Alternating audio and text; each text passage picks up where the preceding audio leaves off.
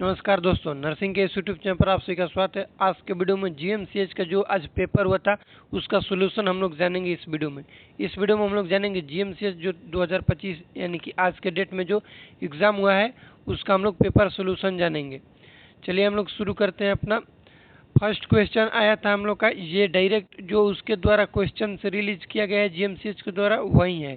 First question था under Ayushman Bharat health and wellness centre. यहाँ पर क्या बोल रहे हैं कि under Ayushman Bharat health and wellness centre, जिसको हम लोग शॉर्ट फॉर्म में क्या बोल रहे हैं HWC, aim to deliver which level of care. जो मतलब कि आयुष्मान भारत के अंदर हेल्थ एंड वेलनेस सेंटर है, ये किस लेवल पर क्या करता है, किस लेवल पर हेल्थ डिलीवर करता है। ऑप्शन ए है specialized secondary care, option B है community based rehabilitation, option C है कॉम्प्रिहेंसिव प्राइमरी हेल्थ केयर और लास्ट ऑप्शन है इमरजेंसी ट्रॉमा केयर। इसका राइट आंसर होगा option C comprehensive primary health care. Ayushman Bharat के अकॉर्डिंग क्या है, हेल्थ एंड वेलनेस जो सेंटर है ये किस तरह का किस लेवल पर डिलीवर करता है हेल्थ, तो कॉम्प्रिहेंसिव प्राइमरी हेल्थ केयर पर डिलीवर करता है। नेक्स्ट क्वेश्चन है कि एक चिल्ड्रेन है 4 इयर्स का, ठीक, जो कि साइनोटिक हार्ट डिजीज से सफ़र कर रहा है, या फिर शेड्यूल है minor surgical procedure, pre operative vitals are stable. उसका क्या है, वाइटल्स क्या है, स्टेबल से। वाइटल्स जानिएगा क्या चीज़ है उस बच्चा का, स्टेबल से, ठीक। But the child suddenly become unresponsive and cyanotic while waiting, what is the most likely cause of this sudden deterioration। पहले तो जानेंगे कि साइनोटिक हार्ट डिजीज है, बच्चा को क्या है, cyanotic heart disease. Cyanotic heart disease में 4 आता है, टेट्रालॉजी ऑफ फैलेट आता है, TA और TGA। 4 साइनोटिक हार्ट डिजीज में आता है, tetralogy of Fallot, tricuspid atresia, transposition of TGA, transposition of great artery और ट्रांसकोसिस। ये 4 को आता है, क्या चीज़ है, साइनोटिक हार्ट डिजीज में। ये जो है, मान लो कि कोई भी डिजीज है, टेट्रालॉजी ऑफ फैलेट है तो TOF है, तो उसमें क्या देखने के मिलता है, टेट स्पेल देखने के लिए मिलता है। उसमें हाइपर, ये बोल सकते हैं कि हाइपर साइनोटिक स्पेल या फिर टेट स्पेल। इसका आंसर राइट ऑप्शन बी हो जाएगा।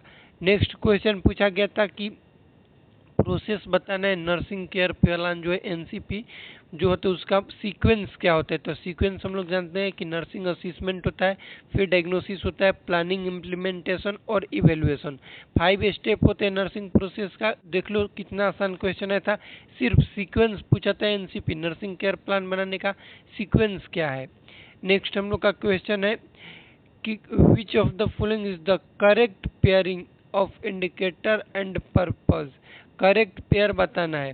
क्रूड बर्थ रेट क्या है, तो बता रहे crude birth rate major total death. ये बर्थ रेट है तो डेथ रेट कहाँ से हो जाएगा, तो ऑप्शन ए तो गलती है, क्योंकि जो क्रूड बर्थ रेट है ये बर्थ को ही बताएगा, डेट को नहीं बताएगा। ऑप्शन बी है infant mortality rate indicator of socio economic development, ये बात सही है। नेक्स्ट क्या कह रहा है कि मेटरनल मोर्टेलिटी रेट इम्यूनाइजेशन को बताएगा, नहीं। Total fertility rate disease prevalence को नहीं बताएगा। देखो ऑप्शन बी इसका राइट आंसर होगा। क्यों होगा इसको थोड़ा सा समझ लीजिएगा, क्योंकि किसी भी कंट्री का, ध्यान से समझना, किसी भी कंट्री का उसका सोशियो इकोनॉमिक स्टेटस पता करना है तो उस कंट्री का हम लोग IMR यानी कि इन्फेंट मोर्टेलिटी रेट को पता करते कि उसका IMR कितने, उससे पता चल जाएगा कि इस कंट्री का सोशियो इकोनॉमिक या फिर डेवलपमेंट कंडीशन कितना है, कितना अच्छा है, कितना नहीं है। नेक्स्ट हम लोग का क्वेश्चन है when recording blood pressure using BP machine जिसका नाम है sphygmomanometer, the sound which can heard with help of stethoscope from the artery, उसको हम लोग करते हैं कोरकोफ साउंड बोलते हैं। ध्यान से समझना, यहाँ पे क्वेश्चन हम वाइटल साइन जो बताएं, यदि वाइटल साइन का वीडियो देखना चाहते हैं तो चैनल पर जाकर देख सकते हैं।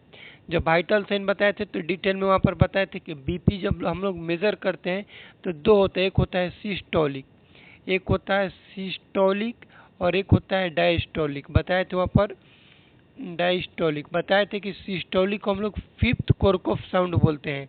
क्या बोलते हैं, 5th कोरकोफ साउंड बोलते हैं। और डायस्टोलिक को हम लोग क्या बोलते हैं, सेकेंड कोरकोफ साउंड बोला जाता है। तो यही क्वेश्चन पूछा गया है कि कौन सा है, तो कोरकोफ साउंड यहाँ पर डायरेक्ट पूछ दिया गया है एग्जाम में। नेक्स्ट हम लोग का है, नेक्स्ट क्वेश्चन है कि which epidemiological measure best reflect the burden of chronic illness. Question देखो क्या बोल रहा है, chronic illness in community. Chronic मतलब क्या होता है, पुराना होता है, बहुत पुराना। और पुराना को हम लोग जानेंगे प्रिविलेंस रेट से।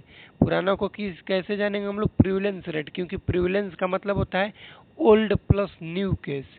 ओल्ड प्लस न्यू केस को हम लोग क्या बोलते हैं, प्रिविलेंस रेट बोलते हैं। तो इसका राइट आंसर ऑप्शन सी हो जाएगा।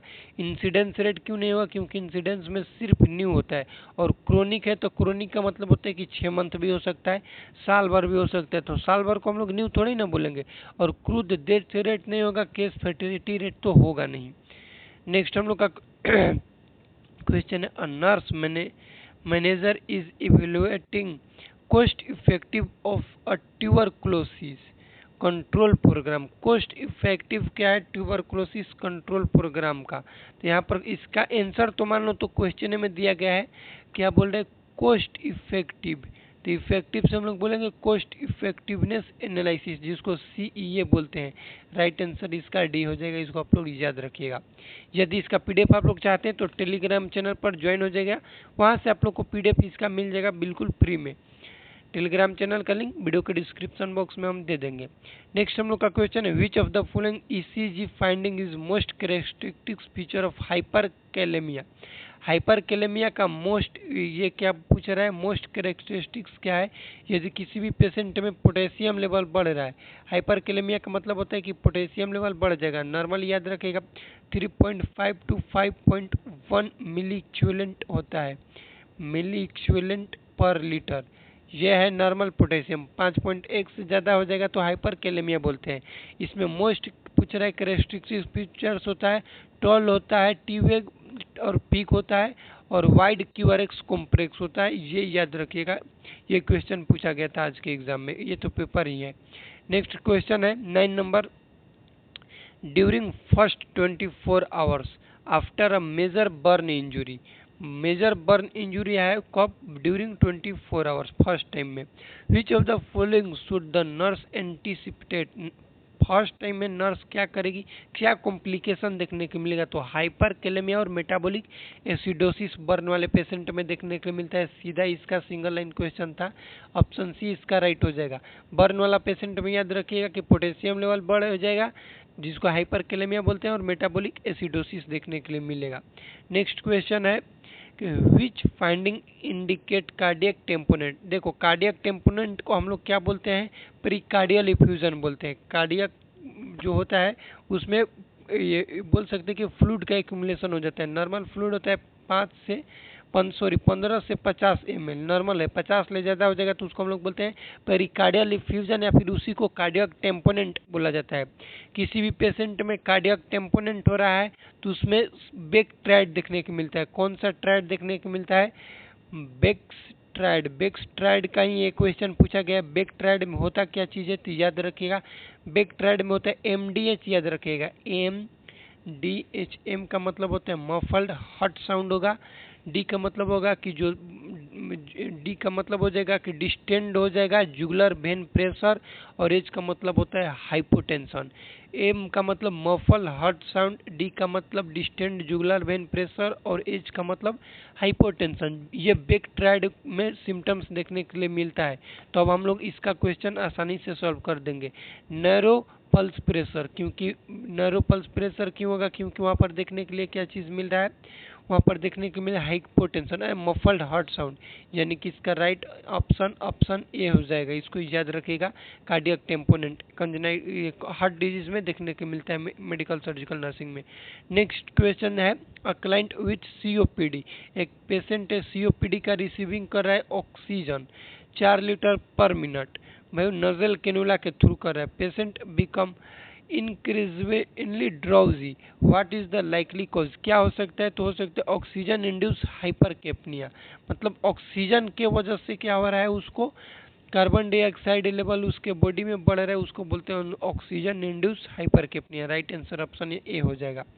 नेक्स्ट क्वेश्चन है, इंटरनेशनल नर्सेज डे जो था 2025 का इसका थीम पूछा गया था। तो our nurses our future, caring the nurses strengthen economy. ये क्वेश्चन तो आप लोग को कम्युनिटी पोस्ट पर भी हम डाले थे, देख लिए होंगे। ऑप्शन ए इसका राइट आंसर हो जाएगा। नेक्स्ट क्वेश्चन है डायबिटिक कीटोएसिडोसिस लेथा की laboratory value require most immediate intervention कौन सा है? तो मान लो कि ग्लूकोज लेवल इतना है, ये भी ठीक है, मोस्ट नहीं है। सोडियम सीरम बाइकार्बोनेट ये 12 मिली इक्विवेलेंट है, ये भी नहीं है। लेकिन पोटेशियम वाला मॉनिटर बहुत जरूरी है, पोटेशियम लेवल बहुत कम हो गया, तो इसका राइट आंसर ऑप्शन बी हो जाएगा, सीरम पोटेशियम लेवल को मॉनिटर किया जाएगा।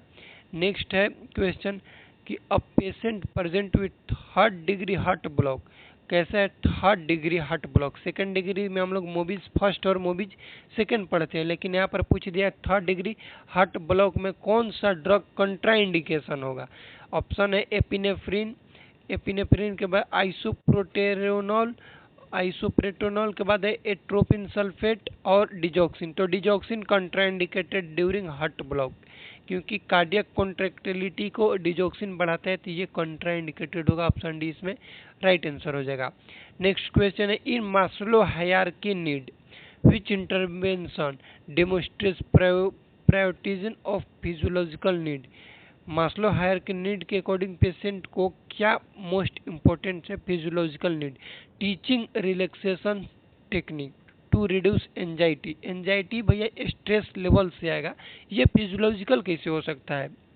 ये तो साइकोलॉजिकल में आ जाएगा। Providing a heated blanket to prevent hypothermic, कोई पेशेंट हाइपोथर्मिक में हो रहा है, उसको ब्लैंकेट दे रहे हैं, तो अपने शरीर पर डाल रहा है, बॉडी पर डालेगा, तो ये फिजियोलॉजी से आ जाएगा, यानी कि ये ऑप्शन तो ठीक है। सी का करे increasing socialization in a long term care setting, तो ये सोशलाइजेशन हो जाएगा। Assisting with the spiritual support at end of life care, तो ये नहीं होगा। ऑप्शन बी इसका राइट आंसर हो जाएगा, क्योंकि पेशेंट यदि हाइपोथर्मिया में जा रहा है और उसको हम ब्लैंकेट दे रहे हैं, मतलब कि फिजियोलॉजिकल नीड को उसको हम फुलफिल कर रहे हैं, इसके वजह से ऑप्शन बी इसका राइट आंसर हो जाएगा। नेक्स्ट क्वेश्चन हम लोग का है which statement best reflect evidence based practice in nursing. ये बोल रहा है कि नर्सिंग में एविडेंस बेस्ड प्रैक्टिस में मोस्ट अप्रोप्रिएट क्या है? ये मैनेजमेंट का, हम लोग जब पढ़ते हैं नर्सिंग रिसर्च और मैनेजमेंट, वहाँ से पूछा है। इसका राइट आंसर होगा option C, I found a recent clinical trial supporting this technique, इसका राइट आंसर आप लोग याद रखिएगा, ऑप्शन सी होगा। नेक्स्ट हम लोग का क्वेश्चन है a nurse notes that a diabetic patient has not receive insulin, कोई एक डायबिटिक पेशेंट है जो कि नर्स क्या नोट करे कि वो इंसुलिन नहीं लिया है, prescribe due to miss dose के वजह से, विच इथिकल प्रिंसिपल, तो ये क्या चीज़ को शो कर रहा है? ये क्या चीज़ को शो करेगा? तो नॉन मैलिग्नेंस को शो करेगा, नॉन मैलिग्नेंस को शो करेगा, इसको आप लोग याद रखेगा, ये इथिकल प्रिंसिपल के अंदर आता है, इसको आप लोग याद कर सकते हैं। नेक्स्ट हम लोग का है कि नॉन मैलिग्नेंस का मतलब होता है डू नॉट हार्म पेशेंट को, उसको बोलते हैं नॉन मैलिग्नेंस। नेक्स्ट है कि while using the nursing process a nurse formulate nursing diagnosis based on the which of the following, ये किसके बेस पर होता है? तो सब्जेक्टिव और ऑब्जेक्टिव डाटा के बेस पर होता है, इसको याद रखिएगा, ऑप्शन सी इसका राइट आंसर हो जाएगा।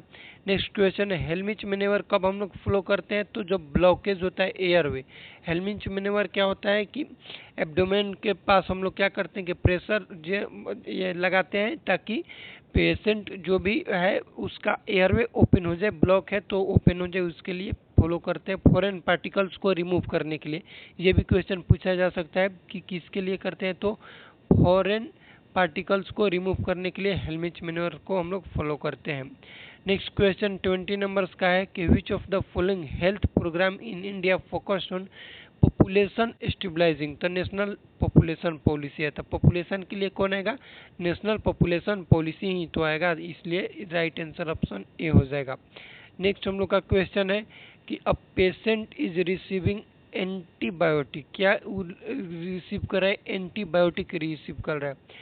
She sudden complain of trouble breathing, trouble breathing मतलब बोल सकते हैं कि थोड़ा घबराहट टाइप के ब्रीथिंग है, वीकनेस हो रहा है, एंड नोजिया मतलब कि वोमिटिंग जैसा लग रहा है, उसको नोजिया हो रहा है। The nurse should recognize that this sign are usually incident impending. क्या ये साइन हो सकता है? तो ये हो सकता है कि इस ड्रग का रिएक्शन हो रहा है, जिसको हम लोग बोलते हैं ड्रग रिएक्शन को एनाफाइलेक्टिक रिएक्शन। क्या बोलते हैं? Anaphylactic reaction. ऑप्शन सी इसका राइट आंसर हो जाएगा। और एनाफाइलेक्टिक के मैनेजमेंट में एडीआर देते हैं, एड्रीनालिन जिसको एपिनेफ्रिन हम लोग बोलते हैं, वो दिया जाता है।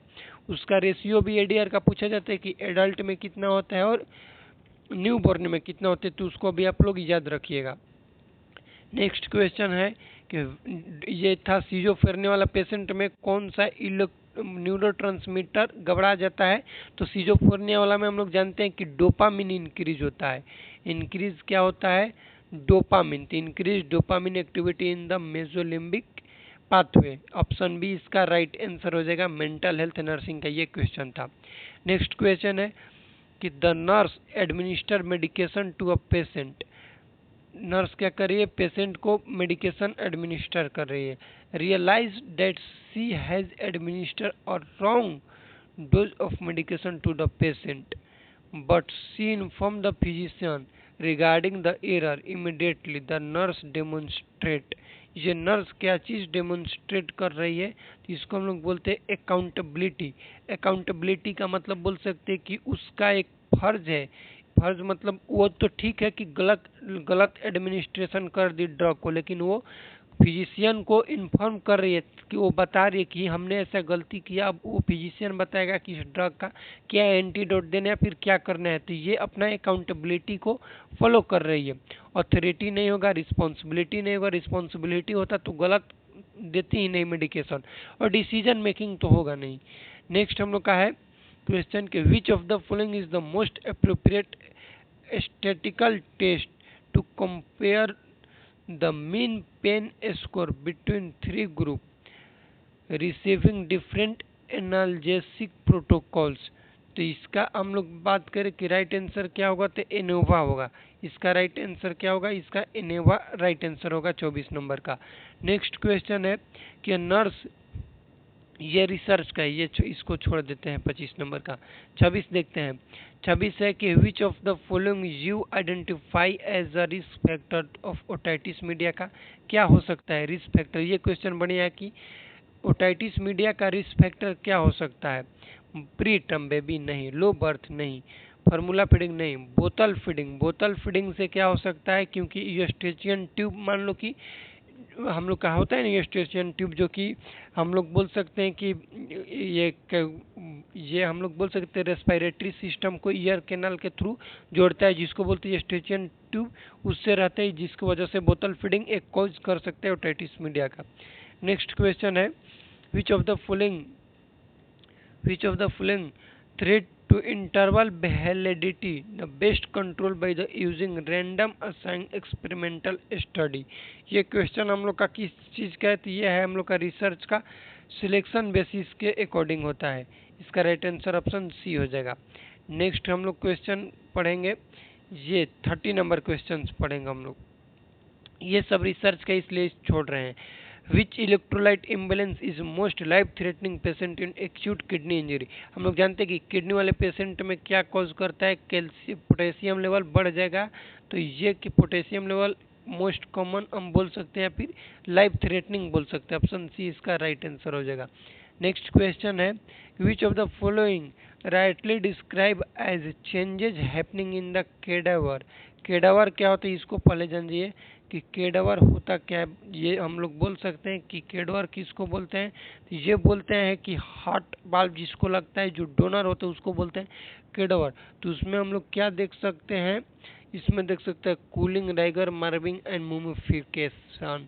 ऑप्शन डी इसका राइट आंसर हो जाएगा। नेक्स्ट ये ड्रॉप फैक्टर का क्वेश्चन था, देखो इसको सॉल्व करेंगे हम लोग। ड्रॉप फैक्टर का क्वेश्चन था कैलकुलेट द ड्रॉप पर minute if a nurse want to administer intravenous fluid rate 60 ml per hour से। अब मैक्रो ड्रिप है, मैक्रो में कितना होता है? तो 60 ड्रॉप होता है। चलो ड्रॉप फैक्टर हम लोग सॉल्व करते हैं। क्या बोला है कि 60 ml पर आवर से, और बोला है मैक्रो में होता है 60 ड्रॉप। मैक्रो में 60 ड्रॉप होता है, और माइक्रो का होता है तो 20 होता है। तो इस क्वेश्चन में मैक्रो बोल रहा है।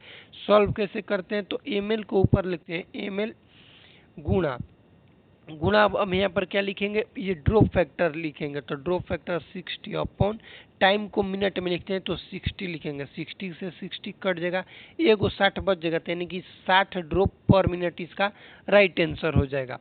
इसका फॉर्मूला होता है फ्लूइड कैलकुलेशन का, तो इसका राइट आंसर ऑप्शन डी हो जाएगा 60 ड्रॉप। इसको याद रखिएगा, फ्लूइड कैलकुलेशन का फॉर्मूला याद रख सकते हैं कि ड्रॉप इन ml, ml में ड्रॉप होना चाहिए, गुना होना चाहिए ड्रॉप फैक्टर, जिसको क्या बोलते हैं DF ड्रॉप फैक्टर, अपॉन जो टाइम है, टाइम वो किस चीज़ में होना चाहिए, मिनट में होना चाहिए।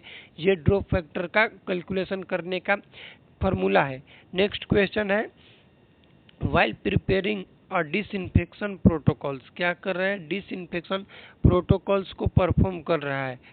For reassure surgical instrument, a nurse choose glutaldehyde, जी glutaldehyde को चूज की। which of the following instrument is most appropriate disinfect using the high disinfection glutaldehyde, तो लेरिंजोस्कोप का ब्लेड हम लोग कर सकते हैं, किसका, लेरिंजोस्कोप का ब्लेड को कर सकते हैं, ऑप्शन बी इसका राइट आंसर हो जाएगा। मेथड ऑफ डिसइंफेक्शन से था, लो कॉटी का आ गया, कॉटी मतलब catheter associate urinary tract infection का क्वेश्चन पूछ दिया गया है कि कॉटी का क्या होगा हम लोग का राइट आंसर।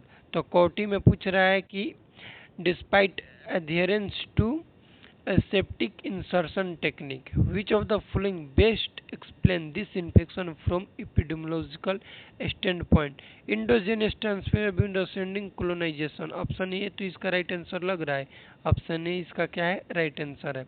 नेक्स्ट हम लोग क्वेश्चन पढ़ेंगे 35 नंबर। नेक्स्ट हम लोग क्वेश्चन यहाँ से देखते हैं, चलिए नेक्स्ट क्वेश्चन हम लोग यहाँ से अब देखेंगे, यहाँ से 39 से, what is the rational pre training microbiology laboratory waste before incineration और लैंडफिल डिस्पोजल। लैंडफिल डिस्पोजल वाला ही क्वेश्चन ये आया था, इसको आप लोग अच्छे से याद रखिएगा। Prevent transmission of drug resistance pathogen, इसका राइट आंसर ऑप्शन ए हो जाएगा। चलिए तो लास्ट क्वेश्चन हम लोग देख लेते हैं, उसके बाद ये जितना भी क्वेश्चन है नेक्स्ट वीडियो में आप लोग को हम सॉल्व कराएंगे।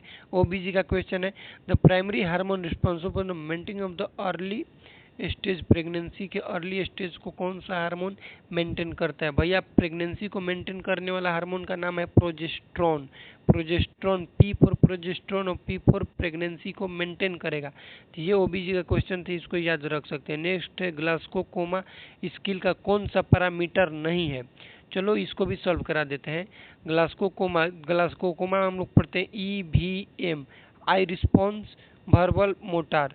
आई कहाँ है, आई है, वर्बल कहाँ है, वर्बल है, मोटार है, मेमोरी है, मेमोरी नहीं, इसका राइट आंसर ऑप्शन डी हो जाएगा। नेक्स्ट है, विच माइक्रोन्यूट्रिएंट मोस्ट क्या होगा, long term PPI proton pump inhibitor, जैसे पेंट्राप्राजोल, रेमिप्राजोल, ओमिप्राजोल, किसी भी पेशेंट को चल रहा है तो कौन सा माइक्रोन्यूट्रिएंट का डेफिशिएंसी देखने को मिलेगा, तो मैग्नीशियम का देखने को मिलेगा, ऑप्शन सी इसका राइट आंसर हो जाएगा। नेक्स्ट क्वेश्चन हम लोग बात कर लेते हैं, next question 46 number, during acute management which electrolyte imbalance is most expected in the first 24 hours post burn. तो देखो कोई भी है बर्न वाला पेशेंट है, यदि बर्न वाला है तो उसमें पोटेशियम लेवल को मेंटेन किया जाएगा, किसको करेंगे, पोटेशियम को, और पोटेशियम बढ़ जाता है उस पेशेंट में, अभी पहले भी बताए थे। तो पोटेशियम बढ़ेगा, तो पोटेशियम के मेंटेन करने के लिए बर्न वाला पेशेंट में हमेशा देखना है, ठीक। नेक्स्ट हम लोग का क्वेश्चन, चलो ये पढ़ लेते हैं, साइकेट्रिक नर्सिंग से दिख गया। तो a psychiatric nurse observe a patient sitting still starting at the wall and resisting all attempts के बाद हम लोग पढ़ेंगे as interaction, what is the most appropriate nursing diagnosis. ये नर्सिंग डायग्नोसिस से रिलेटेड पूछ दिया कि क्या होगा। क्वेश्चन देखो ध्यान से पढ़ना, साइकेट्रिक नर्स ऑब्जर्व करिए पेशेंट सिटिंग स्टिल मतलब लगातार बैठा हुआ है, starting at the wall and resisting all attempt in interaction, मतलब कि वो अपने इंटरेक्शन को कर रहा है, मूवमेंट कर रहा है, और मूवमेंट से रिलेटेड पूछ दिया। तो मूवमेंट से रिलेटेड होता है केटाटोनिक रिलेटेड सिजोफ्रेनिया, केटाटोनिक में मूवमेंट ही, मोटार मूवमेंट गड़बड़ा जाता है, और यहाँ पर मूवमेंट ही पूछ दिया, इसलिए इसका राइट आंसर ऑप्शन डी हो जाएगा। चलिए नेक्स्ट हम लोग क्वेश्चन पढ़ लेते हैं। ये पढ़ लेते हैं 49 और 50 नंबर का। 49 नंबर का है patient on lithium therapy. Patient किस चीज पर है? लिथियम थेरेपी पर है। Present with diarrhoea, muscle weakness and coarse tremors. तो ये किस चीज को करेगा? तो लिथियम टॉक्सिसिटी को करेगा। लिथियम टॉक्सिसिटी को करेगा, ये साइन सिम्टम शो करेगा। किसको करेगा? लिथियम टॉक्सिसिटी, यानी कि ऑप्शन बी इसका राइट आंसर होगा। अब 50 नंबर हम लोग क्वेश्चन पढ़ लेते हैं कि according to the Indian public health standard PHC population norms कब हिल या फिर ट्रेबल एरिया में कितना करेगा? तो ट्रेबल एरिया में पीएचसी कितना करता है भैया? तो 20,000। आंसर इसका बी राइट आंसर होगा, इसको याद रखिएगा। यदि यही पूछ देता है हिली ना पूछ के प्लेन तो 30,000 होता, 20,000 से 30,000 तक करता है। नेक्स्ट क्वेश्चन हम लोग चलिए पढ़ते हैं। नेक्स्ट क्वेश्चन इस वीडियो में हम लोग चलिए इतना ही जानेंगे। नेक्स्ट वीडियो में आप लोग को पूरा ये सोल्यूशन करा देंगे। यदि इस पीडीएफ का लिंक चाहते हैं, पीडीएफ चाहते हैं तो टेलीग्राम चैनल से जुड़ जाएगा, वहाँ पर आप लोग को पीडीएफ मिल जाएगा। चैनल पर नए हैं तो चैनल को सब्सक्राइब कर लीजिएगा और इस वीडियो को अपने दोस्तों के साथ शेयर कीजिएगा। कुछ भी डाउट होगा तो प्लीज़ कमेंट कीजिएगा। हो सकता है कि इसमें से कोई भी आंसर मेरे से गलती भी हो गया होगा, क्योंकि ये हम अपने तरीक़ा से जैसे हम पढ़े उसके अकॉर्डिंग क्वेश्चन को सॉल्व कराए हैं, या फिर कोई भी एक्सप्लेनेशन में भी गलती हो गया होगा तो आप लोग कमेंट कर सकते हैं कि ये एक्सप्लेनेशन इस तरीके से नहीं, इस तरीके से होगा। चैनल को सब्सक्राइब कीजिएगा। मिलते हैं नेक्स्ट वीडियो में। इस पेपर सॉल्यूशन को ही आगे सॉल्व करके आप लोग को हम बताएंगे। तब तक के लिए धन्यवाद। जय राम जी की।